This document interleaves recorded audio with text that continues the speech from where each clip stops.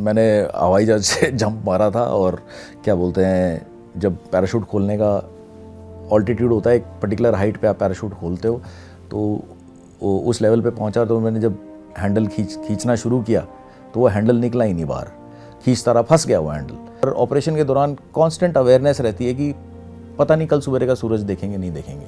Waterfall ऐसा मैं पार कर रहा था और मैंने पीछे मुड़ के देखा तो जो आतंकवादी था मुझे देख रहा था, काफ़ी देर से देख रहा था। करीब सवेरे 1:30-2 बज रहे होंगे, तो मेरे बगल में मेरे को ऐसे आवाज़ आई, तो मैंने नाइट विजन गॉगल से ऑन करके देखा तो मेरे बगल में जिस ऐसे लेपर्ड बैठा हुआ था, मैं जिस दिशा में देख रहा था वो भी उसी दिशा में देख रहा था। स्पेशल फोर्सेस, रुकिए ज़रा, हम किसी हॉलीवुड मूवी या फिर नेटफ्लिक्स की नई सीरीज़ की बात नहीं करने वाले, क्योंकि स्पेशल फोर्सेस के रियल हीरो कौन हैं आज हम आपको उनसे मिलवाने वाले हैं। मेजर विवेक जेकब। जी हाँ, बिल्कुल, आप कहीं मत जाइए, बहुत सारी बातें होंगी। स्पेशल फोर्सेस क्या होते हैं, रियल वाले, नेटफ्लिक्स की डॉक्यूमेंट्री या फिर हॉलीवुड मूवीज़ वाले नहीं, रियल स्पेशल फोर्सेस क्या होती है उनके बारे में बताएंगे।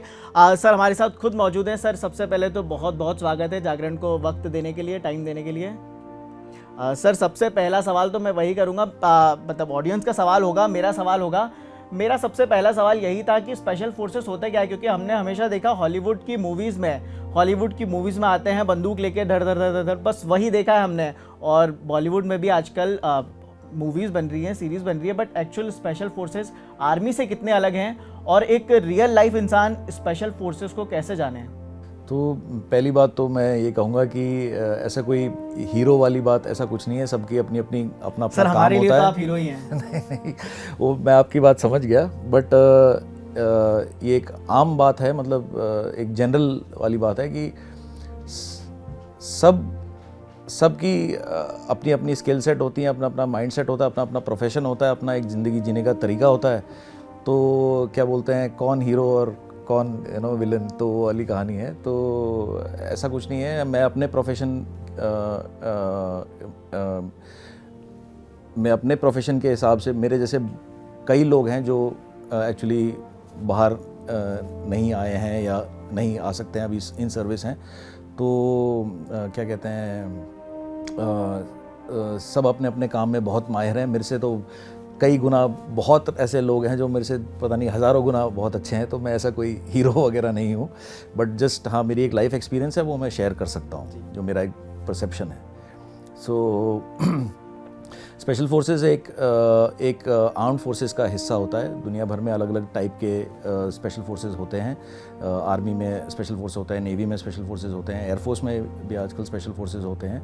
तो एक स्पेशल फोर्स का नाम ही अगर आप देखो तो एक स्पेशल फोर्स है। वो कोई स्पेशल टाइप की कोई अगर ऑपरेशन आती है या स्पेशल टाइप का कोई टास्क होता है, तो वो ऐसी एक फोर्स खड़ी की गई है जो कि इस टाइप के इम्पॉसिबल या इस टाइप के जो specialized, highly sensitive, high value task जो होते हैं, वो एक उस स्पेशल फोर्स के पास आता है। और वो स्पेशल फोर्स को उसमें जो लोग होते हैं वो वैसे चुने गए होते हैं, और उनकी ट्रेनिंग वैसी होती है, उनका इक्विपमेंट प्रोफाइल वैसा होता है, उनके एक्सपीरियंसेस सब कुछ कुल मिला के वो एक फोर्स वैसी तैयार की जाती है जो उस टाइप के इम्पॉसिबल टास्क जो कभी भी कहीं भी कुछ भी एग्जीक्यूट कर सकती है, जो एक देश को ज़रूरत हो अपनी रक्षा करने के लिए। हमने इम्पॉसिबल टास्क की बात की, और जब भी स्पेशल फोर्सेस का नाम आता है तो मेरे दिमाग में एक मूवी आती है, प्रहार मूवी है, शायद 90 के दशक की मूवी थी, नाना पाटेकर उसमें थे। और जब वो ट्रेनिंग चल रही थी तब ट्रेनिंग 2 दिनों की हुई, और ट्रेनिंग के टाइम के, जब ट्रेनिंग के 2 दिन बाद, पीटर नाम था, तो जब वो पीटर मक्खी भी नहीं भगा पाता, तब नाना पाटेकर बोलते हैं कि पीटर तुम मक्खी भी नहीं भगा पा रहे हो अपने हाथ से, तुम कैसे ट्रेनिंग करोगे? क्या ऐसे सच में ट्रेनिंग होती है स्पेशल फोर्सेस की? मतलब ट्रेनिंग का आपका एक्सपीरियंस कैसा था और ट्रेनिंग कैसी होती है एक्चुअली में? ट्रेनिंग, हर ट्रेनिंग का एक मकसद होता है। तो हमारे जो स्पेशल फोर्सेस में ट्रेनिंग होती है उसका भी एक मकसद होता है कि एक आदमी को एक तरीके से खोल देना और एक शस्त्र बना देना उसका, राइट। तो पूरी ट्रेनिंग साइकोलॉजिकल लेवल पे ट्रेनिंग होती है, फिज़िकल लेवल पे ट्रेनिंग होती है। तो और एक ट्रेनिंग के बाद जब आप एक्चुअल कॉम्बैट एक्सपीरियंसेस में जाते हो तो एक तरीके का स्पिरिचुअल एवोल्यूशन भी होता है। तो क्या कहते हैं, तो मेरा एक्सपीरियंस, यस, स्पेशल फोर्स की ट्रेनिंग काफ़ी हार्ड होती है, और एक वॉलंटियर ऑर्गेनाइजेशन होता है। इसमें मतलब लोगों को वॉलंटियरली अप्लाई करना होता है। फिर एक सिलेक्शन प्रोसेस होता है, काफ़ी डिटेल्ड और लेंदी प्रोसेस होता है जिसमें आपको बेसिकली आपको पूरी तरीके से एक तरीके से तोड़ा जाता है। फिज़िकली आप ब्रेक डाउन किया जाता है, साइकोलॉजिकली ब्रेक डाउन किया जाता है, इमोशनली ब्रेक डाउन किया जाता है, और उस ब्रेक डाउन के दौरान आपको नई ट्रेनिंग भी दी जाती है, नए नए स्किल सिखाए जाते हैं। और कई लोग इस दौरान टूट के बिखर जाते हैं या छूट जाते हैं और कंप्लीट नहीं कर पाते हैं, और कुछ लोग हैं जो कंप्लीट कर जाते हैं। जो कंप्लीट कर जाते हैं, जो एक बार जो ख़त्म हो जाता है, तो उसके बाद बेसिकली एक सेल्फ अवेयरनेस जाग जाती है अंदर कि यार मेरे अंदर ऐसी एक क्षमता है कि मैंने इतना सब कुछ कर लिया, तो फिर मैं बेसिकली अब कभी भी कुछ भी कर सकता हूँ। कोई भी मेरे पास ऐसा काम आएगा तो मेरे अंदर ऑलरेडी वो रियलाइजेशन और एक्सपीरियंस आ चुका है कि मैं रेडी हूँ कुछ भी चीज़ करने के लिए, मैं कर सकता हूँ। तो आपका एक वो माइंडसेट शिफ्ट हो जाता है। आपको साथ साथ में वैसे स्किल्स भी सिखाए जाते हैं जो एक्चुअली आपके माइंडसेट के साथ साथ वो स्किल्स जब मर्ज हो जाते हैं तो एक त्रिशूल की तरह बन जाते हो, और आपको फिर जहाँ भी फेंका जाए तब जाके वहाँ काम कर दोगे आप। मैंने सुना है कि जंगल में भी भेज दिया जाता है और वहाँ से वापस आना होता है, ऐसे कुछ भी होता है ट्रेनिंग प्रोसेस में? हाँ, एस्केप एनिवेशन वगैरह ये सारी ट्रेनिंग होती है, वेर आपको खुद सेल्फ कंटेंट 24 घंटे 48 घंटे बेसिकली धीरे धीरे करके उसका ड्यूरेशन बढ़ाया जाता है, जहाँ पे आपको खुद काफ़ी सारा लोड होता है आपके पास, करीब 25-30 kg का लोड हो जाता है, और लंबे लंबे डिस्टेंसेस 100 किलोमीटर ऐसे 200 किलोमीटर ऐसे करके काफ़ी ओवर स्टार्ट्स विद 24 आवर्स, फिर 48 आवर्स, फिर 72 आवर्स, फिर 96 आवर्स, ऐसे करके सेल्फ कंटेंट आप खुद ही अकेले पूरा नेविगेशन करते हुए जंगलों में पहाड़ों में आपको सर्किट दिया जाता है, वो पूरा कंप्लीट करके वापस आते हो। तो ऐसी ट्रेनिंग होती है। आपने तो एक्सपीरियंस की ही होगी वो ट्रेनिंग? हाँ, बिल्कुल, सब करते हैं जो स्पेशल फोर्स में जाते हैं, सब करते हैं। आपका एक्सपीरियंस कैसा था जब आप गए जंगलों में? तो पहली बार आपने क्या देखा? क्योंकि हमने तो जंगल सिर्फ जिम कॉर्बेट नेशनल पार्क तक देखे हैं और कोई दूसरे नेशनल पार्क होते हैं वहीं तक गए हम तो। मैं तो बचपन से ही जंगल और पहाड़ देख रहा हूँ। मेरी एक्चुअली मैं बहुत फॉर्चुनेट था कि मैं ऐसे एक फैमिली में पैदा हुआ जिसमें मेरे फादर ऑलरेडी बहुत आउटडोर काइंड के पर्सन थे। तो हम बचपन से ही जंगलों में घूम रहे हैं, तो मेरे को ऐसा कोई मतलब ऐसी कोई नई जगह नहीं थी मेरे लिए। पर और उसके पहले मैं एनडीए में भी हम सबको ट्रेनिंग में ये सारा काफ़ी कुछ सिखाया जाता है, आईएमए में सिखाया जाता है। उसके बाद जब स्पेशल फोर्स में गए, बस उसका लेवल अलग होता है। उसकी जो टफनेस कोशेंट हो गई, उसके अंदर जो स्किल सेट्स की जो लेवल आपको सीखनी पड़ती है सरवाइव करने के लिए, तो उसका बस लेवल अलग है। तो मेरा एक्सपीरियंस काफ़ी अच्छा रहा। एंड क्या बोलते हैं, स्पेसिफिकली बिकॉज मैं कभी ऐसे मेरे को कभी फेल होने का डर नहीं था। नहीं तो आदमी डर की वजह से डर जाता है और बैड एक्सपीरियंस लेता है। तो मुझे ऐसा कोई डर नहीं था कि मैं सिलेक्ट होऊंगा या नहीं होऊंगा, कि मैं फेल हो गया तो क्या होगा, ये होगा तो क्या होगा। ये सारी चीज़ें सोचने का ना मैं सोचता था, ना इतना चल रहा होता है उस टाइम पे कि ये सब चीज़ सोचने का टाइम ही नहीं होता है वैसे भी। तो सिंस मैं ऐसे खुला गया था, एक्सेप्टिंग एक तरीके से गया था कि जो होगा वो अच्छा ही होगा, बस मेरा काम है वहाँ जाके जो करना, जो मेरा दिल जिस दिशा में मुझे ले जाना चाह रहा है उस दिशा में मैं जाऊँ, बाकी जो दिखेगा, जो होगा, जैसा मिलेगा वैसा होगा। तो बिकॉज मेरे में एक्सेप्टेंस थी, तो मेरे लिए वो जर्नी इतनी डिफ़िकल्ट नहीं थी। मतलब जंगल में जंगली जानवरों से भी मुलाकात हुई होगी आपके कई सारे? ये तो होता रहता है, क्या बोलते हैं, लेपर्ड्स मिले हैं, भालू मिले हैं, तो ऐसे से तो होता रहता है। आमने सामने कैसे आपने फिर डील किया उनसे? कैसे डील किया, तो जैसे जो लेपर्ड था वो मेरे को पहले घुप अंधेरा था, हम किसी पहाड़ पे बैठे हुए थे। मैं रात को क्या बोलते हैं अपनी जगह पे बैठा हुआ था जंगल के बीच में। तो थोड़ी देर में मेरे को करीब सवेरे 1:30-2 बज रहे होंगे, तो मेरे बगल में मेरे को ऐसे आवाज़ आई। तो मैंने नाइट विजन गॉगल से ऑन करके देखा, तो मेरे बगल में जिस ऐसे लेपर्ड बैठा हुआ था। मैं जिस दिशा में देख रहा था वो भी उसी दिशा में देख रहा था। तो कितनी देर से बैठा था मुझे पता नहीं, पर 5-10 मिनट तो हो ही गए होंगे। और फिर वो उसको मेरे से कोई नहीं थी, मतलब कोई ऐसा कोई वो नहीं था। वो बहुत शांति से बैठा हुआ था मेरे बगल में, और मैं भी शांत बैठा हुआ था, वो भी शांत बैठा हुआ था। जैसे ही मैंने उसको देखा तो डर तो लगा ही, कि डर इन द सेंस कि अटैक कर सकता है। तो बस मेरा हथियार जो आगे की तरफ पॉइंटेड था, मैंने अपना हथियार उसकी तरफ घुमा दिया और ट्रिगर पे उंगली रख के बैठा रहा और उसको देखता रहा। थोड़ी देर में वो खड़ा हुआ, स्ट्रेच किया और निकल गया। तो मैंने वापस उस तरफ घुमा दिया हथियार, कहानी खत्म। यानी कि जंगल बुक वाली कहानी हो गई, मोगली के जंगल वाली, बगीरा वाली। अच्छा, ट्रेनिंग की हमने बात की, ट्रेनिंग का आपने बताया experience, but real life combat training से बहुत अलग होते हैं मेरे हिसाब से तो। और मैंने जितना देखा है और जितना सुना है आपकी, मैंने बहुत सारी स्टोरीज़ देखी, बहुत सारे अपना लाइफ एक्सपीरियंस बताया। ऐसा कोई लाइफ एक्सपीरियंस जो आपने अभी तक नहीं बताया और लोग जानना चाहते हैं, क्योंकि लोग बहुत सर्च करते हैं आपको कि आपके लाइफ एक्सपीरियंसेस क्या है। तो कैसा एक्सपीरियंस रहा एक रियल कॉम्बैट के टाइम पर आपका? कॉम्बैट में आप हर क्षण, जब आप कॉम्बैट में होते हैं तो हर क्षण आप ज़िंदगी और मौत का जो एक फाइन डिवाइडिंग लाइन होता है उस पे चल रहे होते हैं। तो और आपकी इतनी अवेयरनेस होती है उस मोमेंट में, बिकॉज आपका फुल फोकस होता है कि अभी क्या हो रहा है। और उस अवेयरनेस में आपको अपने ज़िंदा होने का भी महसूस होता है और आपको ये भी बहुत क्लियर होता है कि अगले क्षण में आपकी मौत भी आ सकती है। तो पूरे ऑपरेशन के दौरान आप इस लाइन पे आप चलते हो। तो जब आप इस लाइन पे चल रहे होते हो तो मौत एक तरीके से दरवाज़ा बन जाता है, क्योंकि ओवरऑल जैसे हम ज़िंदगी जीते हैं, आम ज़िंदगी में जब हम जी रहे होते हैं तो हमें मौत का आइडिया नहीं होता है या उसकी फीलिंग नहीं होती। हम लोग ऐसे ज़िंदगी जीते हैं कि हम लोग हज़ारों साल जीने वाले हैं, है ना। मतलब ऐसा कोई वो नहीं होता है कि यार कि कल क्या ज़िंदा होऊंगा या नहीं होऊंगा। पर ऑपरेशन के दौरान कांस्टेंट अवेयरनेस रहती है कि पता नहीं कल सुबह का सूरज देखेंगे नहीं देखेंगे, ये रहती है अवेयरनेस। तो जब आपको इस चीज़ का अवेयरनेस बढ़ता जाता है तो एक दरवाजे की तरह है, पोर्टल की तरह, या जिसमें आपका कॉन्शियसनेस एक्सपैंड करता है बियॉन्ड डेथ।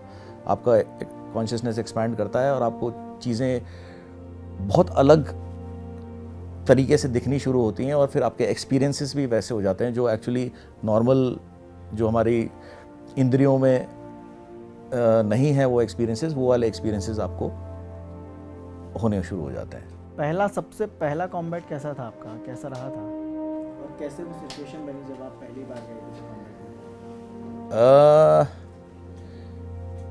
कॉम्बैट का एक्सपीरियंस, हर कॉम्बैट का एक्सपीरियंस अलग होता है। कोई एक भी ऑपरेशन एक जैसा नहीं होता। सारे के सारे ऑपरेशन, चाहे आप हज़ारों ऑपरेशन करो, हज़ारों के हज़ारों ही अलग ही होंगे। हर चीज़ में एक अलग एक्सपीरियंस होता है, अलग रियलाइजेशंस होती हैं। अगर आप जिंदा वापस आ गए तो आपको वो रियलाइजेशन का इस्तेमाल कोई ऐसा एक ऑपरेशन जिसमें आप गए हों और आपको लगा होगा कि बड़ा मुश्किल है अब तो आना, उसकी आप स्टोरी बताइए कि कैसे आप गए, कैसे आपने वापस आया और किस टाइम पर आपको लगा कि अब तो बड़ा मुश्किल लग रहा है मुझे यह वापस करना। तो क्या कहते हैं, एक बार ऐसा हुआ था कि हम एक ऑपरेशन में थे और काफ़ी हाई एल्टीट्यूड में, हम काफ़ी मेन जहाँ छोटा सा शहर था उससे मतलब 48 घंटे अंदर थे हम। तो वहाँ पे हम छोटी सी टुकड़ी थे, हम कुछ 4-5 बंदे थे। तो सवेरे की बात है, मैं वाटरफॉल ऐसा मैं पार कर रहा था और मैंने पीछे मुड़ के देखा तो जो आतंकवादी था मुझे देख रहा था, काफ़ी देर से देख रहा था।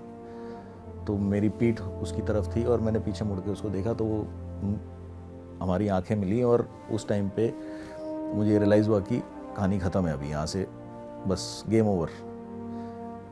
तो एक क्यूरियोसिटी रहती है दिमाग में कि आखिरी क्षण कैसा रहता है मरने से पहले।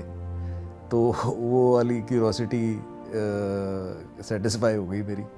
तो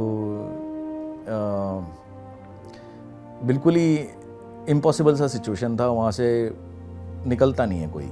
ऐसे जब आप फंस जाते हो तो ख़त्म हो गया, आपका स्टोरी ख़त्म हो जाती है वहाँ पे।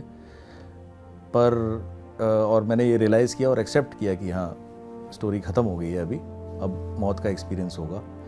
तो मैं वेट कर रहा था कि क्या बोलते हैं, अब आखिरी क्षण है। तो आखिरी क्षण बेसिकली एक की गोली आएगी और एक साथ पूरी 30 की 30 आएंगी। बेसिकली ऑटोमेटिक फायर आएगा और इतनी रेंज पे मिस तो होने का चांस ही नहीं है और पूरा का पूरा बौछार मेरे पीठ पे और मेरे सर पे आएगा। तो मैं उसको एक्सपेक्ट कर रहा था। तो एक्सपेक्ट करते करते मेरे दिमाग में एक कैलकुलेशन आया कि बुलेट की स्पीड साउंड की स्पीड से ज़्यादा तेज़ होती है। तो जब तक वो बुलेट मेरे को लगेंगी और वो छलनी कर चुकी होंगी तब तक आवाज़ ही नहीं पहुंचेगी, मैं मर चुका हूँगा।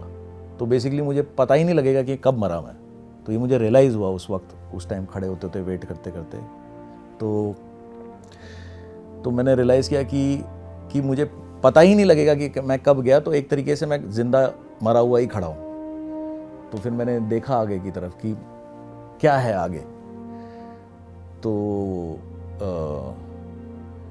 वेट करता रहा और फिर 20 मिनट के अंदर अंदर पूरा का पूरा सिचुएशन ठक उल्टा हो गया था, बिल्कुल ही उल्टा, 180 डिग्री पूरा स्विच हो गया वो सिचुएशन। और उस टाइम मुझे रियलाइज़ नहीं हुआ कि क्या हुआ है।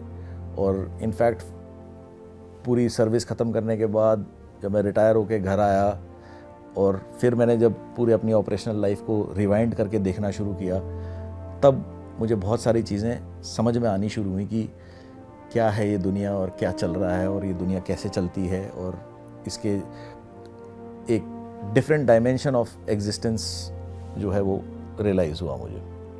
तो क्या कहते हैं, like I said, death is like a portal, है ना। तो सिंपल सी बात यह है कि जब हम जब नॉर्मल जब ज़िंदगी जी रहे होते हैं तो हमें अवेयरनेस नहीं होता कि हमारी स्टेट क्या है। एक तरीके से हम एक क्वांटम स्टेट ऑफ एग्जिस्टेंस में रहते हैं। ज़िंदगी और मौत बिल्कुल साथ साथ चल रही होती है सबके लिए। ऐसा नहीं है कि सिर्फ स्पेशल फोर्स में ऐसा होता है। कोई भी इंसान जो पैदा होने से ही ये कहानी शुरू हो जाती है और जब तक आप ख़त्म नहीं होते तब तक यही रहता है, ज़िंदगी मौत ज़िंदगी मौत ज़िंदगी मौत, सबका ऐसा ही रहता है। किसी भी क्षण किसी के साथ कुछ भी हो सकता है, ये सबकी रियलिटी है। बट इस रियलिटी की अवेयरनेस नहीं होती हमको। तो क्योंकि हमको इस रियलिटी की ये बेसिक अवेयरनेस है, यही अवेयरनेस नहीं होती, तो हम अपनी रियलिटी को बहुत ही एक लिमिटेड व्यू पॉइंट से देखते हैं, लिमिटेड डिसीजंस लेते हैं। हर चीज़ हमारे अंदर एक डर, एक बहुत डीप डाउन एक डर होता है और एक लैक ऑफ नॉलेज होता है। तो उस वजह से हमारी अवेयरनेस बहुत लिमिटेड होती है। और फिर हमारी सिंस अवेयरनेस ही लिमिटेड है तो आपका संसार उतना जितना आपको दिख रहा है कि नहीं। तो जितना आपको दिख रहा है, जितना आपका जैसा आपका माइंड ट्यून्ड है, जो जैसे आपने आपको जो आपको पता है उसके हिसाब से आपको एक इन्फिनिट यूनिवर्स में आपको एक फाइनाइट लाइफ, लिमिटेड लाइफ दिखती है। और आप फिर वो एक टेप रिकॉर्डर की तरह आपकी ज़िंदगी वैसे वैसे घूमती है। फिर कभी कभी ज़िंदगी में प्रॉब्लम आते हैं, केओस आता है ना, नुकसान होता है, तो फिर वो नुकसान आपको नई चीज़ सिखाता है जिससे आप फिर नेक्स्ट एवोल्यूशन या नेक्स्ट रियलाइजेशन आपको होती है। फिर आप फिर ज़िंदगी को थोड़ा और अलग तरीके से जीना शुरू करते हो। तो ये रहता है। बट जब आप स्पेशली कॉम्बैट वगैरह में क्या होता है, यही चल ही रहा होता है और आपको फुल अवेयरनेस होता ही है कि यार मेरी क्षण भर की ज़िंदगी है, पता नहीं कल सवेरे का सूरज देखेंगे नहीं देखेंगे, है ना। तो जब आप उस अवेयरनेस में आप जी रहे हो, अब जैसे 10-10 दिन अगर आप बैठे हो किसी ऑपरेशन के अंदर, ना हरकत कर रहे हो ना आवाज़ कर रहे हो, चुपचाप बैठे हो, बस शांत एक जंगल के अंदर पहाड़ में आप बैठे हुए हो, है ना, तो एक तरीके का मेडिटेशन है वो। और वो ऐसा मेडिटेशन है कि आप, ऐसा नहीं है कि आपका दिमाग घूम रहा है कि मेरे घर पे क्या हो रहा होगा, ये क्या हो रहा होगा, नहीं, आपका दिमाग फुल फोकस होता है ऑपरेशन के अंदर उधर ही। अगर 10 दिन बैठे हो तो 10 दिन आपका दिमाग वहीं पे होगा। तो और फोकस है पर फुल अवेयरनेस भी है कि हाँ भाई क्षण भर की ज़िंदगी है, अभी है और अगले क्षण का पता नहीं। तो जब आप उस डायमेंशन में जब आप काफ़ी टाइम निकालते हो तो आपकी फिर कॉन्शियसनेस एक्सपैंड खुद के अंदर ही एक्सपैंड करती है। आपको अपने बारे में और रियलाइजेशंस होने शुरू होते हैं, आपका पर्सपेक्टिव शिफ्ट होना शुरू होता है। आप ज़िंदगी को एक सीधी लकीर के बजाय एक ऊपर से आपको ओवरव्यू दिखता है ज़िंदगी का, और बेसिकली 3D रियलिटी से आप 4D डायमेंशन में चले जाते हो और वो भी रियल है। तो जिसको जो दिखता है उसके लिए वो रियल है। जैसे नहीं होते हैं योगी वगैरह बैठे होते हैं, लोग सिद्धि हासिल कर लेते हैं, राइट। तो इस आम जिंदगी में सिद्धि हासिल करना कि क्या बोलते हैं, एक ही आदमी कई जगह, है ना, प्रकट हो रहा है ना, मेंटल टेलीपैथी से कम्युनिकेशन कर रहा है ना, क्या बोलते हैं, शरीर बदल रहा है। बड़े ऐसे रिकॉर्डेड है हमारे हिस्ट्री में लोग कि पता नहीं कितने 200 साल 300 साल योगी, मतलब बॉडी ख़त्म ही नहीं हो रही है, बंदा खाना ही नहीं खाता, पानी नहीं पीता, वो है ना, 70-70 80-80 दिन वो हवा से खींच रहा है सब कुछ। तो ये सारी चीज़ें रियल हैं। बट वो कॉन्शियसनेस जो है, जो इंडिविजुअल कॉन्शियसनेस है, वो एक्सपैंड कर गई है और उसको नॉलेज मिला है, उसको ट्रेनिंग मिली है या जो कुछ भी है, वो ऐसे सिचुएशन और सर्कमस्टेंस में अपने आप को चूज़ करके डाला है या पहुंच गया है गलती से, तो उसको एक्सपेंशन होता है और फिर ये अलग अलग टाइप की जो मल्टी डायमेंशनल रियलिटीज़ होती हैं वो एक्सपीरियंस होना शुरू हो जाती हैं। तो ये है। आपने 2 बार योगी का नाम ले लिया, मुझे योगी आदित्यनाथ याद आ गए, सीएम है उत्तर प्रदेश के। अच्छा, पी से 2 चीज़ें आती है एक सोल्जर के लिए, एक तो पेट्रियटिज्म और दूसरी चीज़ है पॉलिटिक्स भी होती है। तो पॉलिटिक्स में आपका कभी ध्यान गया, जब आप मिशन पर होते हैं तब आपके दिमाग में कभी पॉलिटिक्स, एक सोल्जर पॉलिटिक्स के बारे में क्या सोचता है, पॉलिटिक्स से उससे फ़र्क पड़ता है या नहीं पड़ता? मैं तो मतलब broadly speaking arm forces is a political. हमारा पॉलिटिक्स से एज सच कोई लेना देना नहीं है। हमारा काम बहुत क्लियर होता है कि ये हमारा काम है, ये हमारा ऑपरेशंस है, ये है, और हमारा ओवरऑल हमारा काम है इस देश को सिक्योर रखना कि दुश्मनों से या फिर जो भी है इस देश में ऐसे जो हमारे बॉर्डर्स हो गए या इंटरनल सिक्योरिटी हो गया, वो हमारा काम है कि सिक्योर करके रखना ताकि दूसरे प्रोफेशंस चल सके, दैनिक जागरण चल सके, है ना, क्या बोलते हैं लोग, आम लोग अपने, है ना, बीवी बच्चों के साथ कहीं घूमने जा सकें, बच्चे स्कूल जा सकें, है ना, क्या बोलते हैं फार्मर्स अपने खेतों में काम कर सकें, सब्जियां उगा के बेच सकें, लोग खा सकें। तो हमारा काम होता है वो इन्वायरमेंट को प्रोटेक्ट करके रखना जिसमें बाकी लोग शांति से जी सकते हैं। तो to answer your question, broadly speaking, Indian arm forces या arm forces as such is a political. हमारा काम ही नहीं है वो सोचना कि भाई कौन सी पार्टी सही है या कौन सी पार्टी गलत है या कौन सही है कौन गलत है। Neither are do we look at religion like that, neither do we look at politics like that. तो ये है। एंड क्या कहते हैं, individually also that is my view point. जब एक इंसान काफ़ी टाइम निकाल लेता है ज़िंदगी मौत वगैरह देख देख के, तो ये सारी चीज़ों से ऊपर उठ जाता है। तो ऐसा नहीं है कि अवेयरनेस नहीं है, पता सब कुछ है, पर उससे अटैचमेंट नहीं है कि नहीं वो आदमी गलत है, वो पॉलिटिशियन सही है, ये पॉलिटिशियन गलत है, ये है वो है, ऐसा कुछ नहीं है। बट येस, मतलब जब अब मैं बाहर आ गया हूँ तो क्या बोलते हैं, I have a view point. And मेरा व्यू पॉइंट बहुत ही सिंपल है कि एक देश को क्या चाहिए, एक आम नागरिक को या एक इंडिविजुअल इंसान को, और एक कलेक्टिवली एज, अगर हम इंडिया बोलें तो, है ना, हमारा देश की बात करें तो कलेक्टिवली हम सारे इंडियंस हैं, राइट। तो एक individual point of view as a individual human being and as a collective community, है ना, एज अ कलेक्टिव पॉपुलेशन, तो सबसे ज़रूरी चीज़ होती है self esteem, self belief, self esteem, खुद की इज्जत होना, खुद के बारे में अच्छा महसूस करना, खुद को वैल्यूबल फील करना, है ना। तो ये सारी चीज़ें क्या बोलते हैं, हमारे देश में अब बहुत भर भर के आ रहा है। एक तरीके से एक स्पिरिट ऑफ नेशनल प्राइड जो होता है, अल्टीमेटली आप इंडिविजुअल लेवल पे भी देखो, जो इंसान खुद की इज्जत नहीं करता किसी भी वजह से हो, वो हर जगह कहीं ना कहीं गड़बड़ी करेगा। वो हर चीज़ को एक इनसिक्योर पॉइंट ऑफ व्यू से, हर चीज़ को एक डर की पॉइंट ऑफ व्यू से देखेगा, और क्या बोलते हैं उसके सारे जो एक्शन होंगे वो लिमिटेड होंगे, और उसका आउटपुट भी होगा वो भी लिमिटेड ही होगा। पर जिस इंसान में एक सेल्फ एस्टीम की भाव आ जाती है, खुद के ऊपर विश्वास की भाव आ जाता है, खुद के बारे में अच्छी फीलिंग आ जाती है, वो फिर जहाँ भी जाएगा वो अच्छा ही करेगा वो। तो as an outsider now, when I am outside of the army and now I am engaged fully with society and ये वो, तो मेरे को बहुत अच्छा लगता है देख के कि हमारा जो पॉलिटिकल सेटअप है आज की डेट में, वो सबसे महत्वपूर्ण चीज़ जो है एक नेशनल प्राइड और एक sense of self esteem, individually and as collectively as a nation also has been brought in. We stand proud as a nation today, and that is the stepping stone on which other things, good things can happen. तो ये है। एक बार major गौरव आर्या हमारे यहाँ आए थे, उन्होंने बताया कि पहले पाकिस्तान की सेना के जवान इंडिया का मजाक उड़ाते थे। वो बोलते थे कि भारतीय सैनिकों से वो बोलते थे कि अगर हमें फायरिंग करनी है इस पार तो हमें इस्लामाबाद फ़ोन नहीं लगाना पड़ेगा, मगर आपको हमारे ऊपर बैक फायरिंग करनी है तो आपको दिल्ली से ऑर्डर लेने पड़ेंगे। फिर उन्होंने बताया कि अब के जो सिनेरियो हैं वो बिल्कुल बदल चुके हैं। उन्होंने बताया कि 3-1 साल पहले वो गए थे बॉर्डर पर, तो उन्होंने बताया कि अभी ऐसे कुछ सिनेरियो हैं, तो वहाँ पर जो जवान खड़ा था उसने बताया उन्होंने गन लोड की और सामने पाकिस्तान की पोस्ट पे धड़ धड़ 50 राउंड फायरिंग कर दी। तो क्या ऐसा होता है कि ऑर्डर्स लेने पड़ते हैं या फिर डायरेक्ट फायरिंग के ऑर्डर्स होते हैं मिलिट्री पर?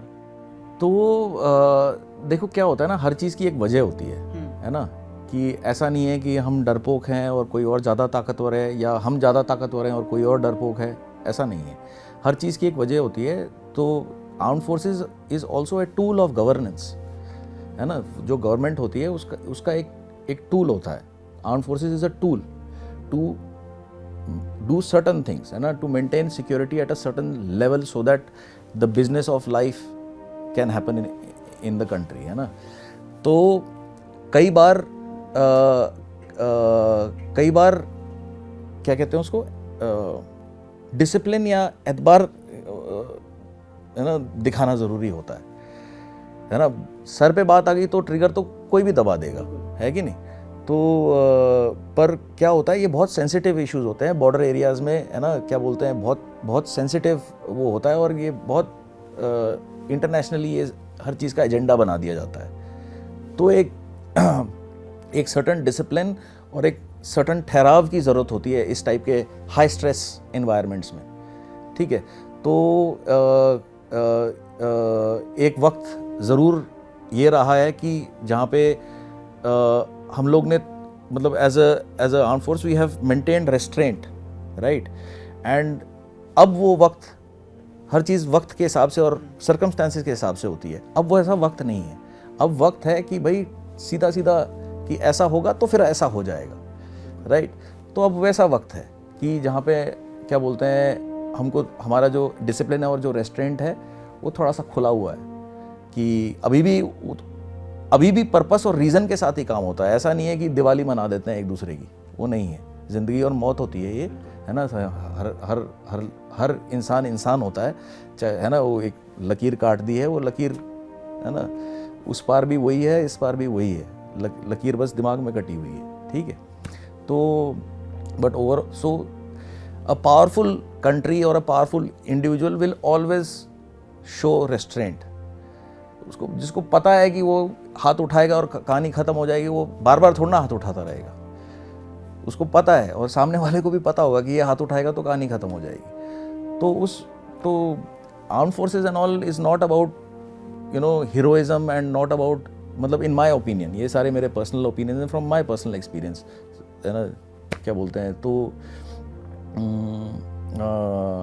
Indian army is the Indian armed forces one of the most disciplined armed forces in the world, and we are an extension of basically government's policies, a government's mindset of how to create security amongst the people and keep the nation secure and growing. तो so our fluidity in action कि हाँ भाई हम पहले ही कर दें या फिर कुछ होता है फिर करें, ये सारी चीज़ें मौका और तरतीब या टैक्टिक्स के हिसाब से चूज़ किया जाता है। तो यू नो, जो सिचुएशन डिमांड करे वो हम दे देते हैं, वाली कहानी। 2-3 और छोटे छोटे सवाल हैं। एक तो एम्बुश लेइंग में आप एक्सपर्ट हैं। एम्बुश लेइंग एक्चुअली क्या होती है और कैसे वो पूरा ट्रैप सेट किया जाता है, वो बताइए। एम्बुश में मैं एक्सपर्ट हूँ या नहीं हूँ ये तो मुझे पता नहीं, बट क्या कहते हैं ना, ये सारी चीज़ों का क्या फ़ायदा है, मतलब पब्लिक को जान के कि जानना चाहते हैं। कमेंट्स इतने आए हैं कि जब मैंने बताया तब लोगों ने कमेंट्स किए कि पूछिए आप ये क्या है। अभी तो और ढेर सारे सवाल हैं, मेरे पास लिस्ट है, मैं जल्दी जल्दी निपटाऊंगा उस सवालों की लिस्ट। क्या कहते हैं, है ना, ये मेरी एक ये पुरानी लाइफ की बातें हैं, और क्या कहते हैं, ये सारी चीज़ें देखो, हम लोग जो आज की डेट में जो काम कर रहे हैं वो एक सोसाइटी में जो हमारे पुराने स्किल सेट्स हैं, जो हमारा माइंड सेट है, वो शेयर करना है ना। लोगों को क्या कहते हैं, उकसाने का काम नहीं है हमारा, ठीक है। ना हम फौज में किसी को उकसाते थे, ना हम बाहर किसी को उकसाते हैं। हमारा काम है कि हमारी जो वैल्यू है, जो हमारा एक्सपीरियंस है, हमारा जो लर्निंग्स जो हैं हमारे, है ना, अगर मैं किसी को बताऊंगा तो एम्बुश के ऊपर मैं इतनी मोटी किताब बता दूंगा उसको, उसका क्या फ़ायदा है। पर उसको मैं 2-3 चीज़ें अगर मैं ये बता दूं कि भाई यार, क्या बोलते हैं, जिस भगवान को आप संसार में ढूंढ रहे हो वो भगवान आप ही के अंदर है ना। ज़िंदगी और मौत आपकी साथ साथ चल रही है, ठीक है। क्या बोलते हैं कोई बड़ा और कोई छोटा नहीं होता, कोई सब लोग महत्वपूर्ण हैं इसलिए पैदा हुए हैं, है ना। अगर दूसरा नहीं होगा तो कौन सी माया और कौन सी लीला, है ना। तो क्या बोलते हैं, तो हमारा जो काम बेसिकली जो मैं शेयर करता हूँ लोगों के साथ वगैरह, वो ये है कि यार अपने आप को समझो, है ना। जिस आदमी को खुद को अपना ही नहीं पता वो दूसरों के लिए क्या करेगा, वो उसको यही नहीं मतलब वो अपने आप को बड़ा छोटा सोचता रह जाएगा और उसकी ज़िंदगी ऐसे ख़त्म हो जाएगी बिना किसी वैल्यू की, ठीक है। तो हम लोग बाहर आए हैं, स्पेशल फोर्सेस से रिटायर होकर बाहर आते हैं, हमने ये सब चीज़ें देख रखी होती हैं, तो हमें ये पता होता है यार कि अभी बाहर आए हैं तो हमारे पास क्या है शेयर करने के लिए। मेरी वैल्यू वो है कि अगर मैं किसी की ज़िंदगी सुधार सकता हूँ अपने एक्सपीरियंसेस के थ्रू, या अपनी जो स्किल सेट्स है वो शेयर करके, या मेरे सोचने का तरीका है अगर वो मैं शेयर करूँ और किसी को उसका फ़ायदा हो, स्पेशली जो यूथ हैं, यंग लोग हैं, उनको उनके बारे में, उनके अंदर जो छुपी क्या बोलते हैं क्षमता है वही उनको एहसास दिला दूँ, उतना ही बहुत है। तो क्या कहते हैं, मैं तो यही कहूँगा कि यार एम्बुश, अगर आपको इतना शौक़ है एम्बुश के बारे में जानने का तो फ़ौज ज्वाइन कर लीजिए, ठीक है। नहीं तो क्या कहते हैं, आप जहाँ हो अपनी ज़िंदगी में, जिस भी प्रोफेशन में हो आप अपनी ज़िंदगी में, चाहे आप डॉक्टर हो, इंजीनियर हो, पायलट हो, ये हो वो, जो कुछ भी है ना, आपको सब कुछ आपकी ज़िंदगी में ही मिलेगा। आप अंदर ध्यान दो, है ना। क्या बोलते हैं, ये एम्बुश में क्या होता है उससे क्या फ़ायदा किसी को। 2-3 और सवाल हैं, लोगों के सवाल हैं। आपकी फेवरेट गन कौन सी है और क्यों? भाई क्या कहते हैं, मेरा फेवरेट वेपन बहुत ही एक सिंपल और स्टर्डी एक हथियार होता है, जो आज की डेट में मेरे को क्या बोलते हैं, मैं हथियारों से बहुत दूर हूँ, ठीक है। बट जब था उस काम में, जब मेरा लाइन था उस काम में, क्या बोलते हैं, एक ही अलग अलग सीरीज़ आती हैं, तो बहुत ही सिंपल एंड स्टडी हथियार होता है, धोखा नहीं देता है ना। अपना जो काम है वो काम बिना रुकावट के कर देता है। तो क्या बोलते हैं, अगेन वही वाली बातें हैं ना। क्या बोलते हैं, कोई बंदा अभी डॉक्टर है, वो मेजर जेकब का हथियार कौन सा था वो जान के क्या करेगा, है कि नहीं। पर हथियार को चुनते कैसे हैं वो चीज़ एप्लीकेबल है कि नहीं। तो जैसे जो कई लोग, जैसे अगर हथियार की बात करें तो कई लोग स्टाइल के चक्कर में पड़े रहते हैं कि यार ये हथियार दिखने में बहुत बढ़िया है, ठीक है, पर वो हथियार कभी भी ख़राब हो जाती है, उसकी गोली का इम्पैक्ट ही नहीं है, ये वो नहीं है, तो फिर क्या फ़ायदा उस हथियार का। तो सिमिलरली जो भी आप टूल्स यूज़ करते हैं अपने लाइफ में, है ना, अगर आप डॉक्टर हैं या कुछ हैं तो एक माइंडसेट होता है। सबसे पहले तो सबसे बड़ा हथियार तो आपका माइंड ही है, ठीक है। माइंड ऐसी चीज़ है, अगर वो समझ में आ जाए इंसान को तो उसको हथियार की ज़रूरत ही नहीं है, ठीक है। बिना तोड़ फोड़ के आदमी शांति से किसी चीज़ को फटाक से बदल सकता है, अगर उसको अपना माइंड की खुद की क्षमता अगर समझ में आ जाए। तो सबसे बड़ा हथियार तो यही है, ठीक है, कि बीमारी को होने ही नहीं दिया, है कि नहीं। तो ये है। तो मैं तो यही बोलूँगा कि जिन लोगों को इन सब चीज़ों में बहुत इंटरेस्ट है कि एम्बुश क्या होता है और कौन सा हथियार अच्छा होता है, तो फ़ौज में आ जाओ, आपको पता लग जाएगा कि कौन सा हथियार अच्छा होता है। यही बता दीजिए लोगों को कि फ़ौज में कैसे आएँ और कैसे वो स्टार्ट कर सकते हैं। बहुत सारे यूथ है जो फॉलो करते हैं आपको और जानना चाहते हैं। तो ओके, पहली चीज़ तो ऐसा नहीं है कि फ़ौज किसी और नौकरी से अच्छी है या बुरी है, या फ़ौज एक ज़िंदगी जीने का तरीका है फर्स्ट ऑफ ऑल, ठीक है। It is a life style, it is a way, it is a mind set, it is a way of living your life, है ना। तो आर्म फोर्सेस की ज़िंदगी बहुत अलग होती है, बाकी सारे प्रोफेशन से बहुत अलग होती है। आप नॉर्मली दूर दराज इलाकों में होते हो, हाई एल्टीट्यूड में होते हो, कभी जंगल में होते हो, कभी पहाड़ों में घूम रहे होते हो, ठीक है। अपने फैमिली से दूर होते हो, कई मतलब साल में आपको 2 महीने की छुट्टी मिलती है, बाकी 10 महीने तो आप घूम रहे हो कहीं ऊपर, है ना। तो क्या कहते हैं, तो हर प्रोफेशन का अपना फ़ायदा नुकसान है। कोई अच्छी बातें हैं और कुछ ऐसी बातें हैं जो बहुत मुश्किल होती हैं। तो फ़ौज की भी ऐसी कुछ बातें हैं जो बहुत ही अच्छी हैं, और कुछ ऐसी चीज़ें जो बहुत मुश्किल हैं। फ़ौज में आसान नहीं है ज़िंदगी, ठीक है। तो जिसको नेचुरली फ़ौज की तरफ इंटरेस्ट आता है वो जाएगा फ़ौज में, है ना, वो जाएगा, जिस भी प्रोफेशन में उसको इंटरेस्ट है उसमें जाएगा। एंड कुछ बेसिक स्किल सेट्स होते हैं जो हम फ़ौज में सीखते हैं, अगर वो आम इंसान सीख जाए तो किसी भी प्रोफेशन में वो महारत हासिल कर सकता है, किसी भी लाइफ की, चाहे वो रिलेशनशिप्स हो, चाहे फिर क्या बोलते हैं आपका कोई भी प्रोफेशन हो, है ना, किसी भी एक्टिविटी में आप इंगेज हैं, अगर उस पर्टिकुलर माइंडसेट और उस स्किल सेट के साथ अगर आप अप्रोच करें अपने काम को तो आपका काम बेहतरीन होगा। आप बहुत वैल्यूबल चीज़ बन जाओगे, आप जिस भी इन्वायरमेंट में होगे, जहाँ भी आप जाओगे वहाँ पे अच्छा ही होगा। क्योंकि फ़ौज सबसे पहले चीज़ सिखाती है आपको माइंडसेट, ठीक है, कि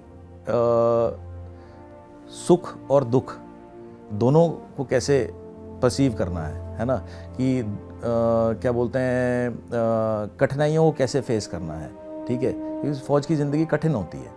तो उस कठिनाइयों में या तो आप दुखी रह सकते हो या उस कठिनाइयों में आप उसमें भी मज़ा ढूंढना शुरू कर सकते हो, ठीक है। तो एक ये माइंडसेट होता है। तो स्पेशली अगर आप आर्म्ड फोर्सेस को देखें या स्पेशल फोर्सेस को देखें तो हम किसी भी चीज़ को जब अप्रोच करते हैं तो हमारे दिमाग में ये नहीं होता कि भाई ये हो सकता है या नहीं हो सकता है, वो डाउट नहीं आता। सीधा सीधा पहले ही हमको ये पता होता है कि हाँ, अगर मेरे सामने कोई चीज़ आई है तो वो हो सकती है, इसलिए आई है, नहीं तो नहीं आएगी। आपको आपकी क्षमता से ज़्यादा कोई चीज़ मिलेगी नहीं ज़िंदगी में। आप जिस लेवल पे हो उसी लेवल की चीज़ें आपके साथ होंगी।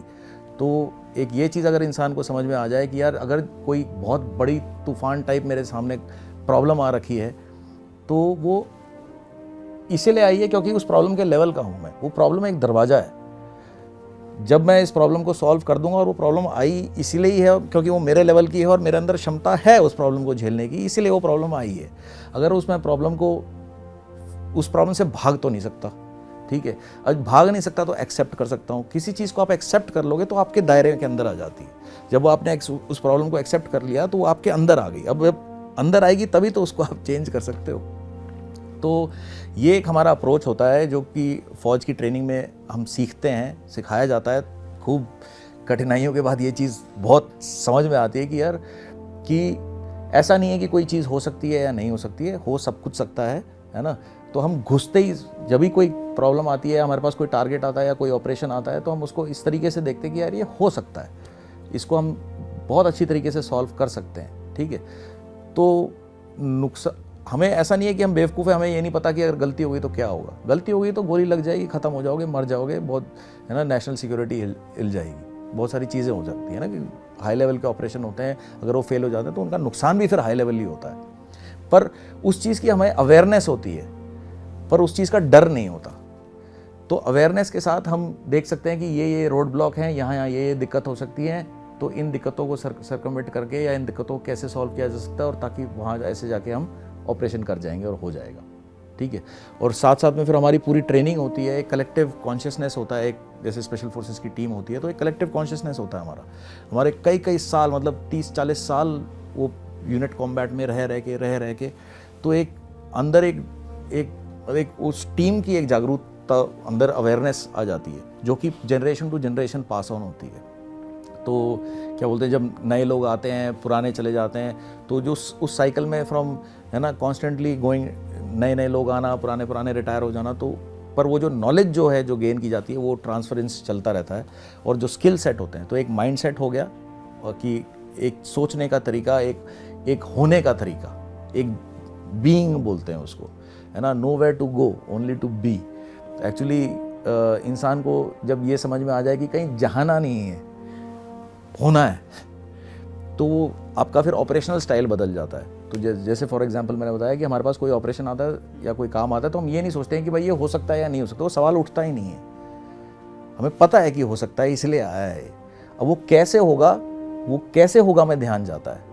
ये नहीं है कि यार क्या नुकसान हो जाएगा, ये क्या हो जाएगा, वो क्या हो जाएगा, वो ऐसा नहीं होता। हम अवेयरनेस के साथ रहते हैं, अवेयरनेस रहती है हमारे अंदर। हमें अवेयरनेस 2 चीज़ों की होती है कि ये चीज़ आई है तो ये चीज़ हो सकती है, कोई भी चीज़, कैसी भी चीज़, कुछ भी आए हमारे सामने, वो हो सकती है, तभी आई है, ठीक है। तो एक ये चीज़ रहती है हमारे अंदर। और दूसरी चीज़ हमारी ट्रेनिंग है, कलेक्टिव कॉन्शियसनेस, एक एक्सपीरियंस होती है पूरी, जो जनरेशन टू जनरेशन होती है। वो बार बार वही गलतियाँ नहीं करते हम। जो गलती एक बार हो चुकी होती है वो गलती नए आदमी नहीं करता है। उन आदमी उसको भी ट्रांसफ़र होती है वो नॉलेज। तो एक माइंडसेट है, एक पूरा एक्सपीरियंस है जो ट्रांसफ़र होता रहता है। और थर्ड है एक स्किल सेट, जो भी आता है उसकी एक स्पेशलाइज्ड ट्रेनिंग होती है। जो भी बंदा सिलेक्ट होता है, चाहे आर्म फोर्सेस में हो चाहे स्पेशल फोर्सेस में स्पेसिफिकली बात करें तो कुछ स्पेसिफिक स्किल सेट्स होते हैं। वो क्या बोलते हैं, इमरजेंसी मेडिकल फर्स्ट रिस्पांस, क्योंकि गोली लगी तो भाई गोली को अगर जिंदा बच गए तो कैसे संभालना है, क्योंकि डॉक्टर तो बहुत दूर है, राइट। तो क्या बोलते हैं, बहुत क्रिटिकल इंजरीज़ को कैसे स्टेबलाइज करके उसको उतना जिंदा रख पाएँ कि ये हॉस्पिटल तक पहुंच जाए, ताकि स्पेशलिस्ट वो मिल जाए। तो ऐसे अलग अलग स्किल सेट्स होते हैं, है ना। कम्युनिकेशन के स्किल सेट्स होते हैं, आपके क्या बोलते हैं मेडिकल के स्किल सेट्स होते हैं, सर्वाइवल के स्किल सेट्स होते हैं, अनआर्म्ड कॉम्बैट या सेल्फ डिफेंस के स्किल सेट होते हैं। तो बहुत सारे ऐसे स्किल सेट्स मिल के, so mindset, experience and skill sets, इन तीन का कॉम्बिनेशन जब होता है, चाहे वो स्पेशल फोर्स में हो, चाहे वो किसी भी आम आदमी, है ना, क्या बोलते हैं, अपनी चाय बना रहा हो कहीं पे, है ना। तो अगर ये तीन चीज़ हो तो फिर वो आदमी एक खुद बहुत अच्छी ज़िंदगी जीता है, और जो उसके आसपास होता है वो लोग भी बेनिफिट करते हैं। ये है। आखिरी सवाल, आपके साथ एक पैराशूट एक्सीडेंट हुआ था, उसके बाद आपने क्लॉ स्टार्ट किया, वो पूरा उसके बीच का टाइम कैसा था और वो एक्सीडेंट कैसे हुआ था? एक्सीडेंट कैसे हुआ था, बेसिकली क्या बोलते हैं हम लोग, ये कॉम्बैट फ्री फॉल बोलते हैं, जैसे सिविल वर्ल्ड में स्काई डाइविंग बोलते हैं, तो मिलिट्री में कॉम्बैट फ्री फॉल बोलते हैं उसको। एक आप पैराशूट होता है आपके पास, एक मेन पैराशूट होता है, एक रिज़र्व पैराशूट होता है कि मेन में अगर इमरजेंसी आ गई तो आप उसको मेन को अलग करके आप रिज़र्व को डिप्लॉय करके यूज़ कर सकते हैं। तो क्या बोलते हैं, मैंने हवाई जहाज़ से जंप मारा था, और क्या बोलते हैं, जब पैराशूट खोलने का ऑल्टीट्यूड होता है, एक पर्टिकुलर हाइट पे आप पैराशूट खोलते हो, तो उस लेवल पे पहुंचा, तो मैंने जब हैंडल खींचना शुरू किया तो वो हैंडल निकला ही नहीं बाहर, खींचता रहा, फंस गया वो हैंडल।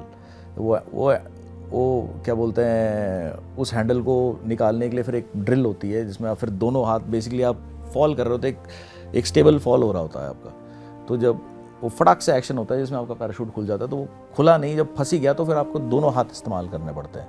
तो जब आप दोनों हाथ इस्तेमाल करते हो और आपका सर जाता है नीचे देखने के लिए, तो आपका सर सबसे भारी पोर्शन होता है आपका, तो आपका इस पोजीशन से सीधे डाई पोजीशन में चले जाते हो आप। और फिर उस स्ट्रगल में जब मैं कर रहा था, तो बेसिकली बॉडी एक बॉल की तरह हो गई, और मैं बॉल की तरह टंबल करता हुआ गिर रहा था, और काफ़ी जान लगाने के बाद वो हैंडल निकला। तो पर सिंस मैं ऐसे टंबल कर रहा था, तो वो पैराशूट मेरे बॉडी पे लिपटना शुरू हो गया। जब वो मेरे पूरे टांग पे उसकी पूरी, जैसे पैराशूट खुलता रहता है तो उसकी जो रस्सियाँ होती हैं वो सारी मेरे टांग पे लिपटनी शुरू हुई, और पूरी मेरी बॉडी बेसिकली बेंड हो गई हवा में, और मेरा घुटना यहाँ से इधर पहुँच गया था, इधर, और मेरे फेस को स्मैश किया और मैं अनकॉन्शियस हो गया था। तो जब मुझे होश आया तो मैं हवा में ही था, और मैंने ऊपर चेक किया तो मेरा पैराशूट खुला हुआ था, पूरी तरह नहीं खुला था, करीब मान लो एक तरफ उसका बुझा हुआ था, तो मान लो 70% या ऐसा कुछ पैराशूट खुला होगा, और पूरी उसकी जो लाइनें थी पूरी लिपटी हुई थी, और पूरा पैराशूट ऐसे करके, बस थोड़ा और होता तो ख़त्म ही हो जाना था पैराशूट। तो उस हालात में जब मैंने अपना ऑल्टीट्यूड चेक किया तो मैं 2000 फीट के बस हाइट पे से नीचे ही आ गया था। तो उस टाइम पे एक इमरजेंसी होता है कि अगर 2000 फीट से ऊपर होता तो मैं मेन को छोड़ के फिर अपना रिज़र्व खेल सकता था, पर उतनी हाइट में इतना कम हाइट रह गया था कि जब तक आप मेन छोड़ोगे और आपका रिज़र्व निकल के आएगा तब तक आप ज़मीन पे पहुंच जाओगे। तो मेरे को और कोई ऑप्शन नहीं था, जो मेरे पास था उड़ रहा था, उसी के साथ मैं नीचे आया था। तो जब मेरी लैंडिंग हुई तो काफ़ी हाई स्पीड लैंडिंग हुई थी। मैं पूरे इलेक्ट्रिकल लाइंस के जस्ट ऊपर से बचता हुआ जाके, कुएं से जस्ट बचता हुआ, एक घर से जस्ट बचता हुआ जाके, इतना सा एक छोटा सा एरिया था जिसमें एक खेत खुदी हुई ज़मीन थी, उसमें जाके काफ़ी हाई स्पीड से मैं लैंड हुआ था। तो मेरे पीठ में कुछ इंजरीज़ आ गई थी। तो उस इंजरीज़ के वजह से मैं हॉस्पिटल में था, करीब 2-2.5 महीने में हॉस्पिटल में निकाला, काफ़ी इधर उधर टाइप के इलाज कराया। पर उस टाइम पे मेरे को अपने बगल वाले मतलब मेरे हॉस्पिटल के कमरे के बगल वाले कमरे में एक एयरफोर्स के मेरे जूनियर थे, फ्लाइट लेफ्टिनेंट भदूरिया करके, तो वो थे वहाँ पे। उनका भी एक एक्सीडेंट हो रखा था, जिनमें उन्होंने स्विमिंग पूल में डाइव मार दी थी और सर लग गया था उनका, और नेक डाउन क्रैक होके पैरालाइज हो गए थे, वो 4 साल से हॉस्पिटल में ही थे वो। तो उनके साथ मेरा इंटरेक्शन होना शुरू हुआ, बगल वाले कमरे में थे। तो एक दिन उनको मतलब ऐसे किसी ने बताया कि ये पैरा कमांडो है, ये है वो है।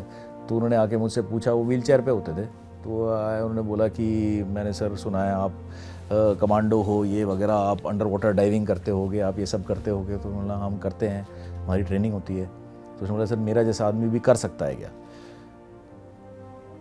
तो अब यही स्पेशल फोर्सेस माइंडसेट या मिलिट्री माइंडसेट बोल लो, या जो भी एक माइंडसेट है ये, कि मेरे दिमाग में ये नहीं आया कि ये नहीं हो सकता। मेरे दिमाग में सबसे पहले तो एक कंपैशन आया, है ना, एक एम्पैथी होती है, कंपैशन होता है कि यार कोई किसी चीज़ से जूझ रहा है तो क्या मैं कोई मदद कर सकता हूँ क्या? तो एक ये चीज़, ये भी एक ताकत है एक तरीके की, है ना। तो क्या कहते हैं, और दूसरी चीज़ कि मेरे दिमाग में कि यार ये बंदा पूरा पैरालाइज्ड है, अब इसको मैं पानी में कैसे, इसको अंडर वाटर डाइविंग कैसे कराऊं? मुझे पता नहीं है, पर मेरे को ये पता है कि ये हो सकता है। तो मैंने उसको वही चीज़ बोली यार कि क्या बोलते हैं यार, मैं ना चेक करके बताता हूँ चेक करके बताता हूँ करके।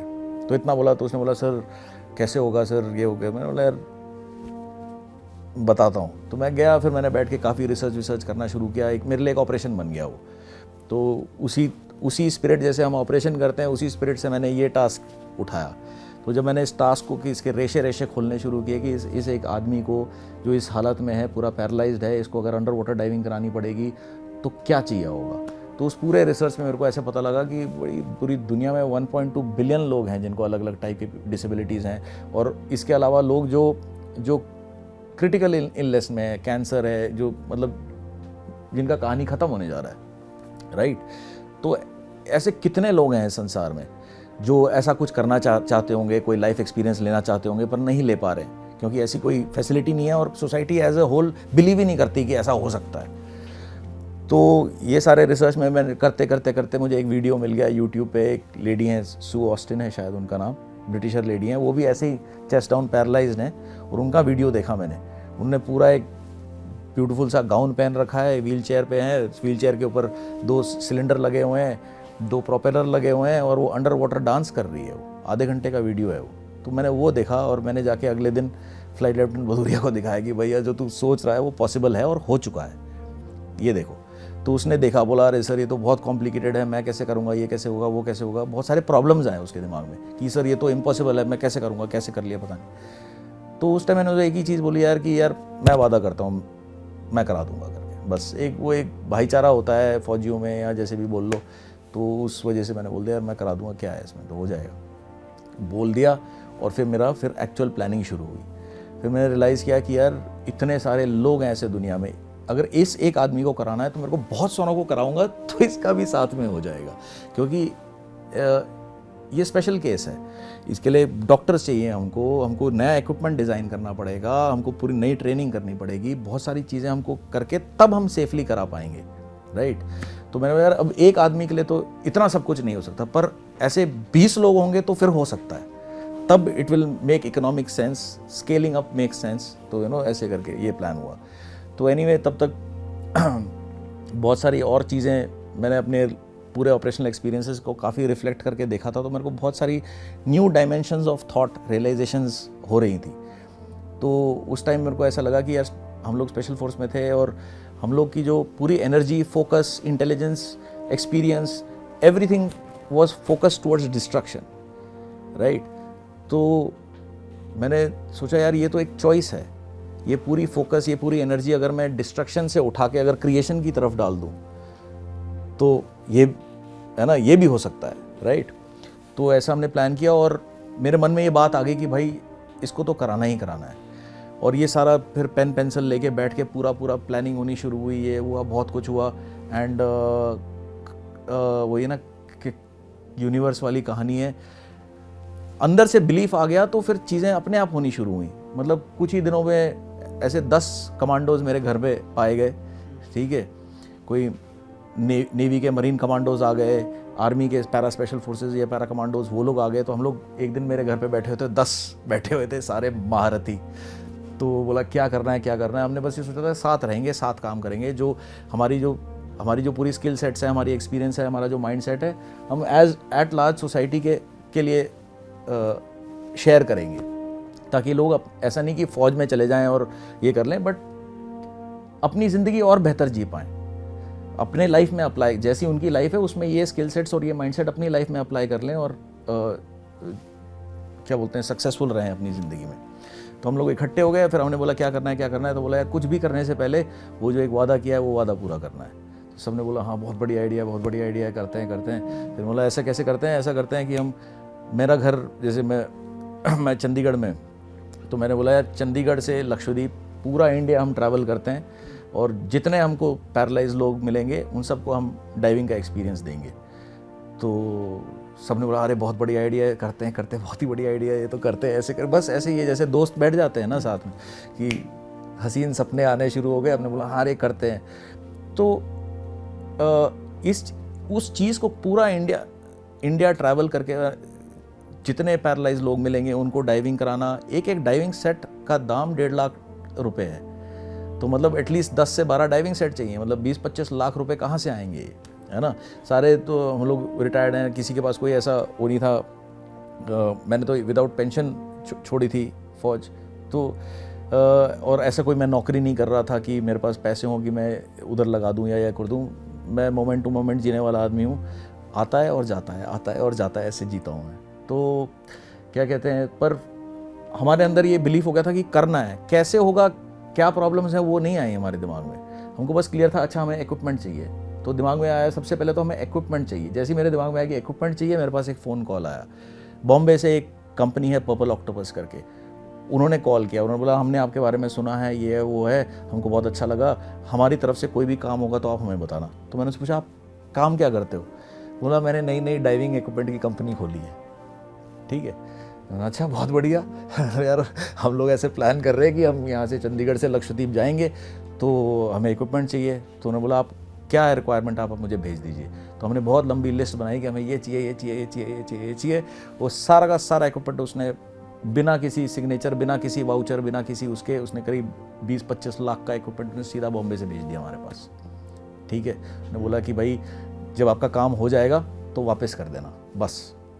फिर अब इतना सारा इक्विपमेंट आ गया, अब हमको उसमें अब सिलेंडर्स में हवा भरने के लिए अलग मशीन होती है। ठीक है, वो मशीन का दाम भी 9-10 लाख रुपए होता है। तो उस बंदे ने अपने एक दोस्त को फ़ोन किया जिनकी कंपनी है यहाँ पे, क्या बोलते हैं, फरीदाबाद में, जो ये वाले मशीन्स इंपोर्ट करती है। उन्होंने नया 9.5 लाख का पूरा कंप्रेसर, उन्होंने पूरा हमको सीधा वैसा ही पैकेज बिल्कुल नया पकड़ा दिया उसने। इक्विपमेंट आ गया हमारे पास। अब इक्विपमेंट आ गया, हम सीधे गए, क्या बोलते हैं, हमने बोला अच्छा चंडीगढ़ स्पाइनल रिहैब सेंटर गए हम। वहाँ पे हम गए तो मैंने देखा इनको व्हील चेयर पर बास्केटबॉल खेल रहे थे। तो वो देख के तो मेरे होश उड़ गए। मैंने कभी देखना wheel chair basketball match live, मतलब होश उड़ जाएंगे आपके कि कैसे, मतलब ऐसा रफ गेम, लड़ रहे हैं, कोई गिर रहा है व्हील चेयर से, ऐसा मतलब भगा रहे हैं अपना व्हील चेयर बास्केटबॉल के पीछे। वो एनर्जी देख के मेरे तो मतलब होश उड़ गए थे कि यार कितनी एनर्जी है जो लोग जो खेल रहे हैं। तो एनीवे उनका गेम ख़त्म हुआ, वो सब आए, कोई चेस्ट डाउन पैरालाइज था, कोई वेस्ट डाउन पैरालाइज था, अलग अलग टाइप। और क्या होते हैं, कई लोग के बेड पे लेट के क्योंकि इमोबाइल हो जाते हैं, तो क्या बोलते हैं, सोर्स बन जाते हैं बॉडी में, बेसिकली घाव बन जाते हैं बड़े बड़े, है ना। तो ऐसे करके 24 लोग थे मेरे सामने। तो मैंने बताया यार मैं ऐसे मेजर विवेक हूँ और ये हमारी टीम है और हम लोग सारे रिटायर हैं, स्पेशल फोर्सेस, ये मरीन कमांडोज और ये पैरा कमांडोज, हम सारे रिटायर हो रखे हैं और हम चाहते हैं कि अगर आप में से किसी में इंटरेस्ट है अंडर वाटर डाइविंग सीखने का तो आप हमें बता सकते हैं। तो जिसके हाथ चल रहे थे उनके हाथ खड़े हो गए, जो चेस्ट डाउन पैरालाइज था पर मुंह से आवाज़ निकल रही थी उसकी आवाज़ निकल गई। 24 के 24 ने सीधा वहीं चिल्ला दिया सीधा कि हम करना चाहते हैं, मैं करना चाहता हूँ सर। 24 के 24। तो मैंने 24 देखे, मैंने 24 लोगों को कैसे कराएंगे। तो मैंने बोला यार एक साथ तो इतने लोगों को नहीं करा सकते, पर रोज़ 5-5 लोगों को हम ऐसे करके कर सकते हैं। तो उनके आपस में लड़ाई हो गई कि मैंने पहले बोला था, ऐसे ऐसे करके। तो इतनी एनर्जी देख के, तो जब इतना एनर्जी है तो उस एनर्जी को फ्लो करने का भी मौका मिलना चाहिए, राइट। तो फिर हमने ये करना शुरू किया। हमने उनको डाइविंग करानी शुरू की। एक उनमें से एक लेडी थी जो हर रोज़ आ रही थी पूरा दिन वो अपना व्हीलचेयर पे बैठ के वेट करती थी, और शाम को मैं ऐसे जब डाइविंग खत्म हो रहा तो मैं देखता था कि पूरा दिन वेट किया है, तो मैं पूछ लेता आप दोबारा करना चाहती हैं क्या। तो ऐसे करते करते उन्होंने 5 दिन लगातार हमारे साथ डाइव किया। 5वें दिन उनका पैर हिलना शुरू हो गया, उनका लेफ्ट लेग पैरालाइज था, करीब 8, 9, 10 साल हो गए थे, और उनका पैर हिलना शुरू हो गया वहाँ पे। तो काफ़ी मतलब खुशी का आंसू बहुत कुछ ये हुआ, और मेरे दिमाग में ये हुआ कि ये हुआ कैसे। तो मैंने इसकी बैकग्राउंड साइंटिफिक रिसर्च करनी शुरू की। तो उसमें फिर बहुत सारे न्यू रिसर्च पेपर्स वगैरह निकल के आए कि जैसे यूएस वगैरह में जो सोल्जर्स इंजर्ड हो जाते हैं कॉम्बैट में, तो उनको अंडर वाटर डाइविंग कराई जाती है, क्योंकि ये एक सेल्यूलर लेवल पे, डीएनए लेवल पे एक पानी का प्रेशर की वजह से आपकी बॉडी में हीलिंग एक्टिवेट होती है, और हाई स्पीड हीलिंग एक्टिवेशन होती है, एंड आपका माइंड भी चेंज होता है। Under water diving is like meditation. आप एक तरीके से ग्रेविटेशन से फ्री हैं, और मतलब 3D डायमेंशन में आप फ्लोट कर रहे हैं, पूरा फ्लोरा और फौना ही सब कुछ ही अलग है, पूरे लाइफ ही जो है अंडर वाटर बिल्कुल ही अलग और बहुत ही वाइब्रेंट, बहुत ही कलरफुल होती है। तो एक तरीके से वो मेडिटेटिव एक्सपीरियंस हो जाता है। तो फिजिकली भी आप हील कर रहे हो, माइंड लेवल पे भी, psychologically also you are healing. तो जो चीज़ मतलब 10 साल में हील नहीं हो रही है, वो 10-10 दिन में क्या बोलते हैं लोगों पे इम्पैक्ट आ रहा था। तो हमने चंडीगढ़ किया, चंडीगढ़ से दिल्ली पहुँचे। दिल्ली में हम यहाँ कनॉट प्लेस पहुँचे थे, गाड़ियाँ भर के, हमारे पास पूरा इक्विपमेंट था, रहने की जगह नहीं थी, कुछ नहीं था हमारे पास, बस हमारे पास डाइविंग इक्विपमेंट था और एक गाड़ी थी, उसमें सब लोड था। तो हम कनॉट प्लेस में खड़े होकर सोच रहे थे कहाँ जाएं, क्या करें, रात को कहाँ सोएंगे करके। तब तक एक कॉल आ गया, एक नया कोई दोस्त बना था, उसने बोला अरे सर मेरे घर आ जाओ। तो उसका एक अपनी उनकी एजेड मदर हैं, और क्या बोलते हैं वो भी इनफैक्ट जर्नलिज्म लाइन से ही है। तो उनके घर पे हम पहुंच गए। तो हम 10 कमांडोज पूरे डाइविंग इक्विपमेंट के साथ, वो 2 कमरे का उनका घर है, वो तो एक कमरे में आंटी एक तरफ सोती थी, हम लोग सारे कारपेट पे सोते थे। और 3 दिन के अंदर अंदर मैं श्री किरण रिजिजू के सामने बैठा हुआ था। ऐसा कनेक्शन हुआ कि किसी ने किधर कैसे बात हुई, और दिल्ली पहुंचने के 3 दिन बाद मैं I was sitting with the then sports minister Shri Kiran Rijiju. तो जब मैंने उनके साथ बैठा, 20 मिनट हमारी बातचीत हुई, मैंने उनको बताया कि हम लोग ऐसे हैं, ये काम कर रहे हैं, इस वजह से कर रहे हैं। तो उनको बहुत अच्छा लगा। तो उन्होंने फटाक से उन्होंने बोला आपको क्या चाहिए हम करते हैं करके। तो फिर यहाँ पे टालकोटारा स्टेडियम में हमको पूरा 5 दिन के लिए वो स्विमिंग पूल हमको फ्री में हमको अलॉट किया गया, जिसमें फिर हमने पूरे दिल्ली और एनसीआर में ऐलान किया। तो बड़े रिटायर्ड जो कई जनरल थे जिनको गोली लगी है, और कई फौजी जो क्या बोलते हैं अपने सर्विस के दौरान कॉम्बैट में या किसी वजह से अपाहिज हो गए, डिसेबिलिटी हो गई, और कई सिविल से कितने लोग, सब लोग आए, और श्री किरण रिजिजू खुद आए, उन्होंने हमारे साथ डाइविंग किया, और क्या बोलते हैं वो बड़ा नेशनल न्यूज़ बन गया वो। ठीक है, वो न्यूज़ बन गया। तो बॉम्बे में पहली बार एशियन डाइविंग एक्सपो हो रहा था, तो उन्होंने सुना हमारे बारे में, तो उन्होंने हमको बॉम्बे इन्वाइट कर दिया। तो फिर हम बॉम्बे पहुंच गए। बॉम्बे में ये सब हुआ, ऐसे करते करते हम लक्षद्वीप पहुंच गए। तो ये भी एक रियलिटी है, इम्पॉसिबल चीज़ है पर हुआ, राइट। तो जब तक हम लक्षद्वीप पहुंचे तो मेरे को रियलाइज़ हुआ कि इतनी हीलिंग देखी मैंने लोगों में होती हुई कि मेरे रियलाइज़ हुआ कि भाई ये तो कंपलसरी होना चाहिए, ये तो रिहैबिलिटेशन है, ये कोई शौक पूरा नहीं कर रहे हैं हम लोगों का, लोग हील हो रहे हैं, साइकोलॉजिकली हील हो रहे हैं, फिजिकली हील हो रहे हैं। तो ये तो एक एक्चुअल सिस्टम बन जाना चाहिए। तो और ये था कि हर जगह मतलब लक पे काम चल रहा था कि एन मौके पे यूनिवर्स कुछ मैजिक ट्रिक कर देता था और फिर कुछ हो जाता था, और हम ऐसे हमारी कदम चल रहे थे। और काफ़ी स्ट्रेसफुल था ये, क्योंकि हम बहुत लोग, हर कदम पे स्ट्रेस था। और क्या था, ये खुद का स्ट्रेस नहीं हमारा, क्या हम तो कहीं पड़ जाए, हमारा क्या है ना, हम तो कुछ खा लें ना खाए तो कोई बात नहीं है ना, सर्दी में कुछ ओढ़ने के लिए मिल गया तो ठीक है, नहीं मिला तो कोई बात नहीं, हमारी ज़िंदगी ऐसी रही है।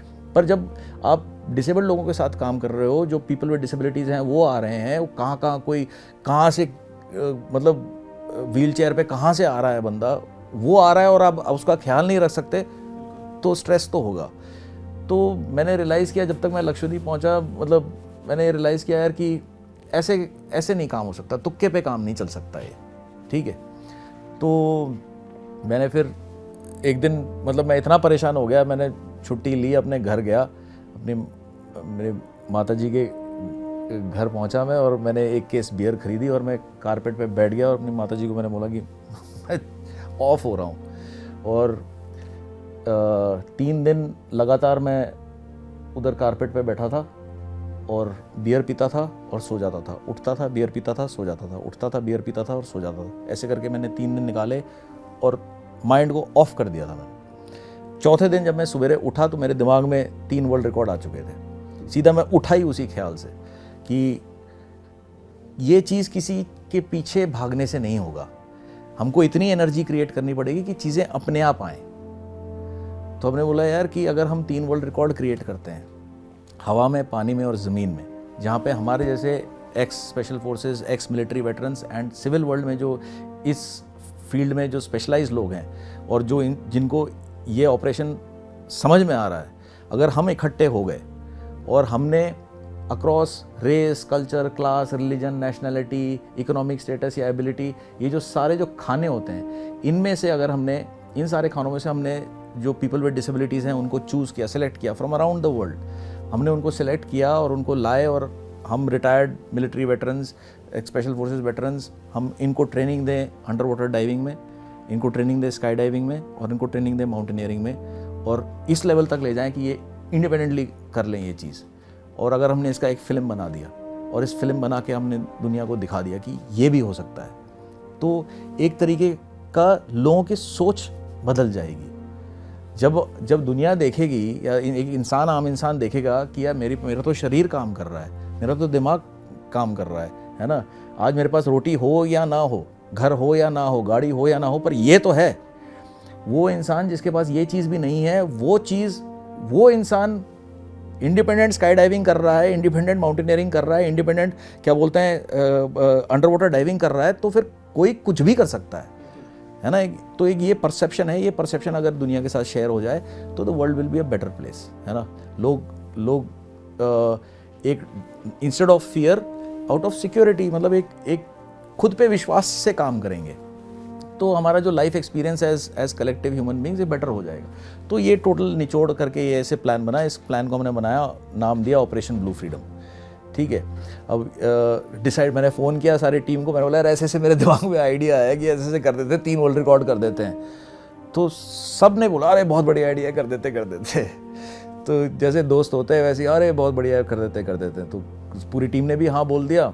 तो फिर हमने शुरू किया और फिर क्या बोलते हैं, किसी ने हमारे बारे में सुना, ऐसे एक मुलाकात हुई, क्या कहते हैं, मेरे को कोई इंसान मिले, 5 मिनट हमने कॉफ़ी पी साथ में, उन्होंने बोला मैंने सुना है आप लोग के बारे में, आप लोग जो काम कर रहे हो बहुत बढ़िया है, मैं क्या कर सकता हूँ।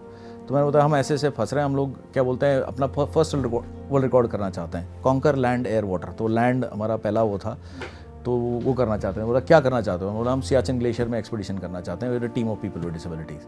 उन्होंने बोला आप वेट करिए, मैं आपको कल बताता हूँ। अगले दिन रक्षा मंत्री ने हमारी फाइल अप्रूव कर दी, और क्या कहते हैं श्री राजनाथ जी ओनली, उन्होंने हमारी फाइल अप्रूव कर दी और हमने पूरा ऑल इंडिया से सिलेक्शन चलाया। और क्या कहते हैं हमने 8 पीपल विद डिसेबिलिटीज सेलेक्ट किए, 400% विजुअली इम्पेयर्ड या blind people, 3 upper limb amputees and 1 leg amputee था। बेसिकली मेरे साथ लड़ाई के दौरान माइन ब्लास्ट में उसका पैर उड़ गया था। तो ये 8 लोग इकट्ठे हुए, हमने दिल्ली में इनकी ट्रेनिंग करनी शुरू की और सोशल जस्टिस मिनिस्टर इन्वॉल्व हो गए, पूरी मिनिस्ट्री इन्वॉल्व हो गई, आनंद महिंद्रा गॉट इन्वॉल्व, क्या बोलते हैं, ऐसे करते करते बस खुलता गया फिर वो, ठीक है। और हम लोग ने यहाँ से एक्सपीडिशन लॉन्च किया, 11 महिंद्रा थार्स एंड स्कॉर्पियोज में हमने ड्राइव करते हुए सियाचिन ग्लेशियर गए। सियाचिन ग्लेशियर में सियाचिन बैटल स्कूल में हमने फ़ौज के साथ ट्रेनिंग की और मतलब फ़ौज ने तो पूरे मतलब दरवाजे खोल दिए वहाँ पे, और पूरी हमारी ट्रेनिंग चली वहाँ पे, पूरा इक्विपमेंट सब कुछ, मतलब सीधा डिफेंस मिनिस्ट्री से अप्रूवल आया और फ़ौज ने मतलब बिल्कुल ही घर वाली बात हो गई। और फिर पूरी जब ट्रेनिंग ख़त्म हुई, फिर ये 8 पीपल विद डिसेबिलिटीज़ ने 9 डेज़ का एक्सपीडिशन किया सियाचिन ग्लेशियर के अंदर सक्सेसफुली, इंडिपेंडेंटली। हम लोग साथ में चले पर किया उन्होंने इंडिपेंडेंटली। तो और हम ख़त्म करके वापस आए तो प्राइम मिनिस्टर्स ऑफिस को पता लगा कि ऐसा हुआ है, एक नया लैंड वर्ल्ड रिकॉर्ड क्रिएट हुआ है, और श्री नरेंद्र मोदी जी ने अपने मन की बात में करीब 2.5 मिनट इन 8 लोगों की प्रशंसा भी की। तो क्या बोलते हैं, अभी एयर वर्ल्ड रिकॉर्ड की प्लानिंग शुरू हो गई है, तो क्या बोलते हैं जिसमें हम 20 पार्टिसिपेंट्स वर्ल्ड वाइड हम सेलेक्ट करेंगे पीपल विद डिसेबिलिटीज़, जिनको फिर हम स्काई डाइविंग में बेसिक से पूरा ट्रेनिंग मिलेगा उनको, and to a level where finally आखिर में जाके वो independently largest team of people with disabilities to sky dive independently, that's the air world record. And उसके बाद हमारा वाटर वर्ल्ड रिकॉर्ड प्लान है, लक्षद्वीप में ही प्लान है हमारा, पूरी रेकी हो चुकी है, हमने पूरा वहाँ पे एक्चुअली सारा वाटर वर्ल्ड रिकॉर्ड की हमने तैयारी करके बैठे हुए हैं, where we are planning कि 50 people with disabilities from around the world will come across race, culture, class, religion, nationality, etc. etc. They will come, they will be trained from basic पूरा underwater diving वगैरह पूरी training होगी to such a level where independently वो जाके लगभग 1.5 महीने के अंदर अंदर वो independently open sea में डाइविंग करेंगे। तो क्या कहते हैं, ये हमारा ऑपरेशन ब्लू फ्रीडम है, ये हमारा एक वर्टिकल है जो हम कर रहे हैं। इसके अलावा हम लोग सोल ऑफ स्टील, अगर आपने पता नहीं सुना होगा नहीं होगा, हमने सोल ऑफ स्टील लॉन्च किया था पिछले साल, again in partnership with Indian army only, वो भी ऐसे ही मैजिकली हुआ। वो एक सपना था दिमाग में कि यार जो मिलिट्री में जो हम माउंटेनियरिंग सीखते हैं, सर्वाइवल सीखते हैं, ये जो पूरे जो दूर दराज इलाकों में लंबे लंबे वक्त के लिए सर्वाइव कर जाना, तो मिलिट्री माउंटेनियरिंग और स्पेशलाइज्ड एडवेंचर माउंटेनियरिंग फील्ड से का मिक्स हाइब्रिड बना के एक नेक्स्ट लेवल चीज़ डिज़ाइन की गई। और फिर हमने उसी वक्त पे क्या बोलते हैं, इंडियन आर्मी भी ढूंढ रही थी कि ऐसा कोई बड़ा हम वो करें ताकि जो बॉर्डर एरियाज़ हैं वहाँ पे पब्लिसिटी होए, वहाँ पे जो लोग छोड़ के बॉर्डर एरियाज़ को क्योंकि नौकरी नहीं मिल रही है वहाँ, कहाँ हाई एल्टीट्यूड में मतलब कुछ नहीं है वहाँ पे, राइट, बस नेचुरल ब्यूटी है। तो अगर ऐसा कुछ, अगर पब्लिक की, इंडिया की इतनी पॉपुलेशन है, अगर इंडिया को अपने ही हिमालयाज़ देखने का इंटरेस्ट जग जाए और वो ऐसी सुंदर सुंदर इलाके अगर दिख जाएं, तो फिर कितना काम उधर आ जाएगा, कितना विकास हो सकता है उधर। तो हमने बताया कि हमारे पास ये ऐसा प्लान है सोल ऑफ स्टील का, फ़ौज को बहुत पसंद आया वो प्लान, फिर फ़ौज और क्लॉ ने फिर पार्टनरशिप किया और हमने पिछले साल सोल ऑफ स्टील एग्जीक्यूट किया। हमने काफ़ी हज़ारों लोगों ने अप्लाई किया था लास्ट ईयर, उनमें से हमने 23 बंदे सेलेक्ट किए, young main and women, and उनको हमने सेलेक्ट करके उनकी basic mountaineering, advance mountaineering, high altitude में पूरा snow craft, ice craft, rock craft, क्या कहते हैं, सर्वाइवल स्किल्स, अनार्म कॉम्बैट, है ना, basically self defence, emergency medical first response, navigation, night navigation, ये बहुत सारे सब्जेक्ट्स का हमने जो वो बनाया पूरा। और पूरी इंडियन आर्मी से ट्रेनर्स आए, रिटायर्ड जो हमारे स्पेशल फोर्सेस के ट्रेनर्स आए, और हम सब लोग ने स्पेशलाइज सिविलियंस आए, Nehru institute of mountaineering NIM से इंस्ट्रक्टर्स आए, सब लोग ने इकट्ठा होकर इन 23 लोगों को ट्रेनिंग करते करते फाइनली 18 लोग की ट्रेनिंग जो कंप्लीट कर पाए ट्रेनिंग, उनका फिर 5 डेज़ का इंडिपेंडेंट हाई एल्टीट्यूड में उन लोग ने इंडिपेंडेंट माउंटेनियरिंग किया और सर्वाइवल किया। तो एक चैलेंज की तरह बनाया। अभी इस साल हम next Soul of Steel launch कर रहे हैं, 2nd एडिशन। तो ये बेसिकली वही है कि हमारे जो माइंड सेट है, हमारी जो स्किल सेट है, हम इन मॉडल्स के थ्रू हम सोसाइटी एट लार्ज में शेयर कर रहे हैं, ये चल रहा है। बिल्कुल सर, बहुत अच्छा लगा आपसे बात करके, आपके एक्सपीरियंसेस जान के। मुझे लगता है ऑडियंस के अभी भी बहुत सारे सवाल होंगे, तो आप हमें कमेंट्स में लिख के बताइए, और फिर 2nd सेशन में आपके उन सारे सवालों के जवाब हम मेजर साहब से जानने की कोशिश करेंगे। होप सो एक बार फिर मुलाकात होगी, आपकी भी और हमारी भी। मेजर साहब से सर बहुत बहुत धन्यवाद टाइम देने के लिए, थैंक यू सो मच। खुश रहो भाई, एंजॉय योर लाइफ।